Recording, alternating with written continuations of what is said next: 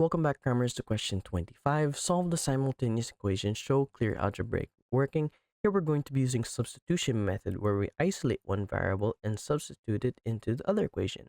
To substitute y, we simply bring 6x to the other side. So we have 3y is equal to 3.75 minus 6x. Divide both sides by 3 to isolate y. And we have y is equal to 3.75 divided by 3 is 1.25 minus 6 divided by 3 is 2x. Now that we have y, we can substitute it into this equation to find what x is. So we have 3x plus 5 into y, which we found to be 1.25 minus 2x is equal to 3.1. Then we have 3x plus 5 times 1.25 gives us 6.25. 6.25.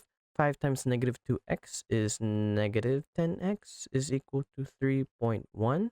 We can then bring 6.25 to the other side and combine the like terms. So we have 3x minus 10x is equal to 3.1 minus 6.25. We then have 3x minus 10x is negative 7x. And we have 3.1 minus 6.25 gives us negative 3.15, negative 3.15. We divide both sides by negative 7, divide by negative 7. We have x is equal to negative 3.15 divided by negative 7 gives us 0.45. 0.45. And now that we know what x is, we can input that into the original equation. So we have y is equal to 1.25 minus 2x. 1.25 minus 2 times 0.45. 1.25 minus 2 times 0.45 is 0.9.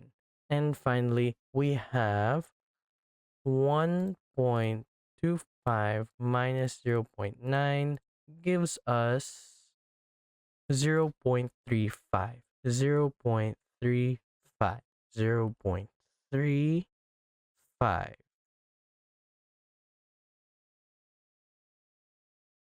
Thanks for watching. Cram, then scram.